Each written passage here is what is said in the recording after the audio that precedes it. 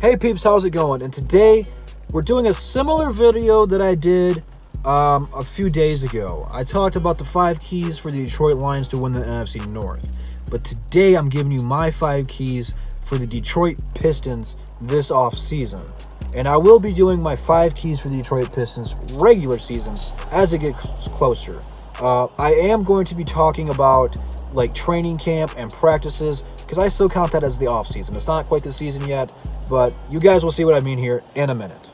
Are you ready?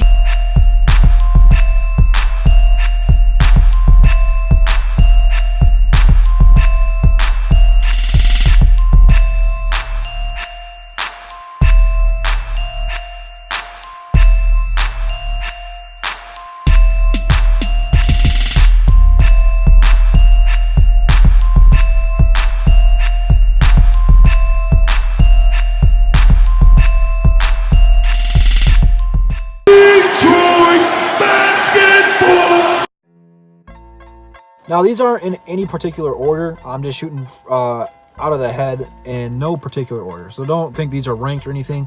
But I guess number 1 is health. And that's like the cheap scapegoat answer. But it's true. This team has been plagued by injuries for a year. Ish Smith, Reggie Jackson, and Blake Griffin have all been hurt and missed significant amount of time. And those guys were key factors to producing wins for this team.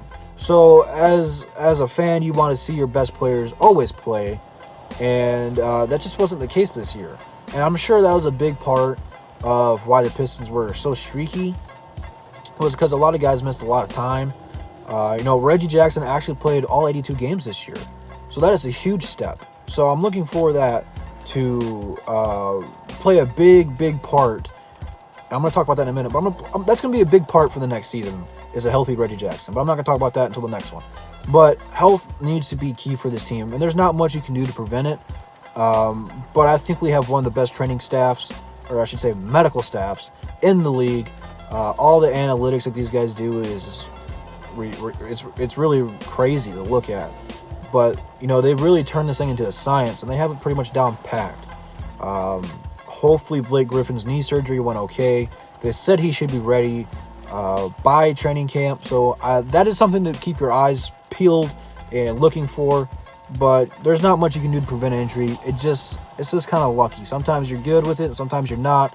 Hopefully the Pistons can be good with it.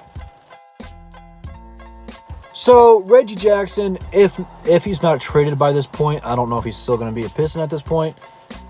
But if he is here, this is going to be similar to how Blake Griffin came to Detroit.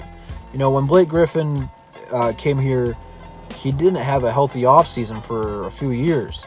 This is really Reggie Jackson's first healthy offseason in quite some time. That is going to be huge. He's already playing pickup games and balling out. That is going to be key for him, because I don't think Reggie's as bad as everyone thinks he is. Reggie's not perfect, he's not great, but he is not garbage. He is an average point guard. He can help the Pistons win. He is Mr. Fourth Quarter when healthy. He just needs to be given the same looks that he's been given. Yikes, Drew. English. Reggie Jackson can help the Detroit Pistons win. Dwayne Casey and Andre Drummond need to set up the pick and roll. It helps this team. I can't get that through to you guys enough. The pick and roll is what we need to be running like a good 65% of the time. It needs to be our bread and butter. That's what makes Reggie better and what makes Andre better. You can even incorporate Blake Griffin with the pick and pop. But Reggie Jackson being healthy could be huge for this team, just confidence-wise. When you roll your ankle, you're always scared to go out there and give it 100% because you're scared to roll it again. So it's really more of a mental injury. It does take a long time to come back from. It is, at times, worse than breaking your ankle. He had the worst sprain you can get, and it is worse than breaking your ankle. So it does take time to come back from. Really, a majority of it's mental. And I think that he's back and on the right track and ready to take off for this season. This might be the most important one, to be honest with you guys, because it is insane how many times we have screwed the pooch on this one, but draft the right people. Let me say that again. Draft the right people. Over the years have been some of the biggest draft mistakes in NBA history. I've already gone down the list several times. I do not need to repeat myself. You guys know it. You know how bad it is. This is crucial to making a good playoff run, not just getting swept and making the playoffs. You need to get the right guy. So many guys you have passed on up over the years. Not anymore. I think Dwayne Casey, as Stefanski, did a good job last season getting Kyrie Thomas and Bruce Brown in the second round. I think that was pretty much as well as you could have done. I'm not sure how well those guys are going to grow or even perform, but they are going to be good players for the Detroit Pistons for several more years to come.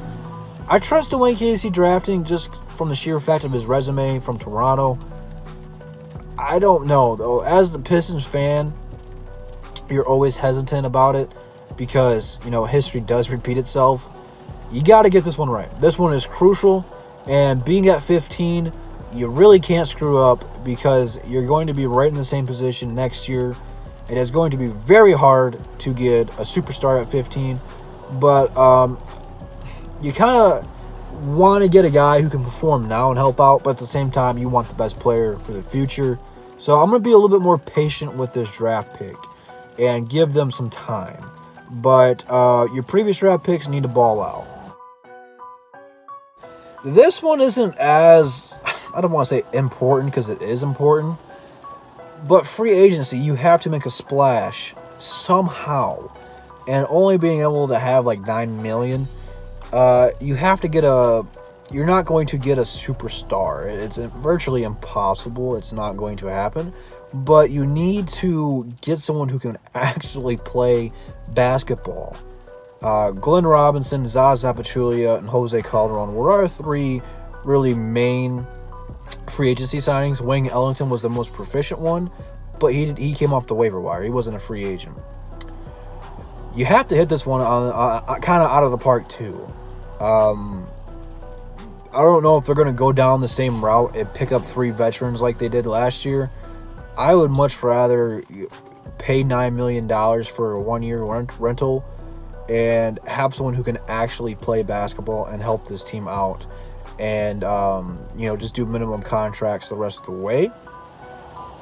But that's just my opinion. I think that depending on who they take in the draft, they will fill the other position via free agency. I'm not sure if they're going to draft point guard or small forward. I'm not sure, but I'm pretty sure whoever they take in the draft, they will draft or sign the other person in free agency, and I think that's all to that one. And then lastly, but not least, the Detroit Pistons just need to be on the same page, chemistry-wise, front office-wise, just have a vision, because I think that's kind of what this team is lacking, is really an identity. They need to find themselves. Rather, it's going to be an offensive juggernaut team or defensively or be just something. You got to have an identity, and I think just from the Pistons' history, it's defense. I mean, all of our teams have been defensively strong. We tried to be a good offensive team back when we had Grant Hill, and it never really panned out. I think we need to do something to make this team a defensive-minded team. Or just, I don't even care if that's the case. But right now, you need to find out what you want to be. Every NBA championship or championship winner has an identity. The Warriors were three-point shooting fools and couldn't miss. All like the bad boys, defensive, the going to work Pistons, defensive. Kobe and Shaq, they were just dominant. MJ, you couldn't stop them. All these previous champions have identities. They have a reason that I don't want to say a reason, but they have something that they're good at. You have to stop to take away, or at least try to. The Pistons don't really have anything to go to. Like, they don't have they don't have an identity yet. They got to find it. I don't know what it's going to be because this team can do a little bit of everything, but they really need to double down on something and make something happen to where you're like, oh man, the Pistons are the best team at blank, blank, blank in the league. They don't have that yet.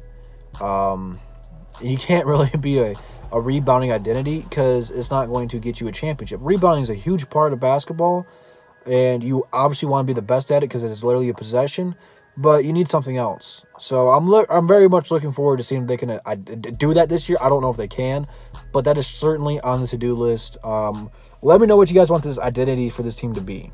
So those are Detroit Drew's 5 keys for the Detroit Pistons this year. Excuse me. Let me know if you guys agree, disagree. I will be doing another one as the season gets closer to tip-off, but off-season just started. So there's that. Very much looking forward to it, seeing what the Detroit Pistons can and cannot do. Either we are going to be really sad or really happy. I don't think there's going to be any in between. So let's see how it goes. That's all I got for you guys today. Instagram, Twitter links in the description. DSA members are on there as well. Forgot my plugs. It happens. But that's all I got for you guys today. Hopefully you guys enjoyed, and I'll see you peeps in the next one. Peace.